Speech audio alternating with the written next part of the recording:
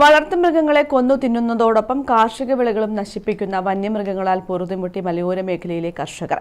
കാട്ടാന, പുലി, കാട്ടുപന്നി തുടങ്ങിയവ കർഷകരുടെ സ്വൈര്യ ജീവിതത്തിന് വലിയ വിലങ്ങുതടിയായി മാറുകയാണ്. നിരന്തരമായുള്ള വന്യജീവി ആക്രമണത്തിൽ പൊറുതിമുട്ടുകയാണ് മലയോര മേഖലയിലെ കർഷകർ.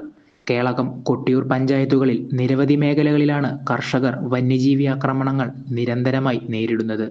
കാട്ടാന, പുലി, കാട്ടുപന്നി തുടങ്ങിയവ കർഷകരുടെ സ്വൈരജീവിതം ഇല്ലാതാക്കുകയാണ്.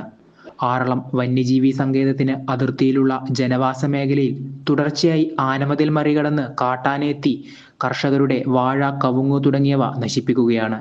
കേളകം പഞ്ചായത്തിലെ രാമച്ചിയിൽ പുലിയും കടുവയും ചെന്നായിയും വളർത്തുമൃഗങ്ങളെ കൊന്നു തിന്നുകയാണ്.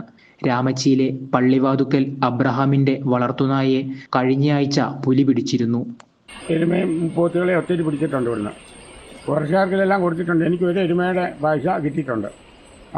ആന വന്നാണ് ഒരു 350 തേങ്ങോളം ഇതുവരെ കളഞ്ഞ റിപ്പോർട്ടുകളെല്ലാം ഇതിലെല്ലാം പോയിട്ടുണ്ട്. 400 രൂപ തരാമെന്ന് പറയുന്നത് ഞാൻ മേടിക്കാൻ പോയിട്ടുമില്ല. ഒരു എരുമ, 2 പൂത്തമൂത്തന്മാർ, ഒരു എരുമ കിടാവ്, 2 പശു, ഒരു മൂരി, ആടുകളെയൊക്കെ എന്ന് പറഞ്ഞാൽ പറമ്പിൽ നിന്ന് പോകുന്നത്. ഇപ്പോൾ ഇതെന്നാ പിടിച്ചെന്ന് നമുക്ക് അറിയത്തില്ല. അതാണ് നമ്മൾ സംശയിക്കുകയുള്ളൂ. വന്യജീവി ആക്രമണത്തിൽ കർഷകർക്ക് നഷ്ടപരിഹാര തുകകൾ ലഭിക്കുന്നതും വിരളമാണ്. ദുരിത ജീവിതത്തിന് എപ്പോൾ അറുതി വരുമെന്നറിയാതെ പകച്ചു നിൽക്കുകയാണ് മലയോര മേഖലയിലെ കർഷകർ.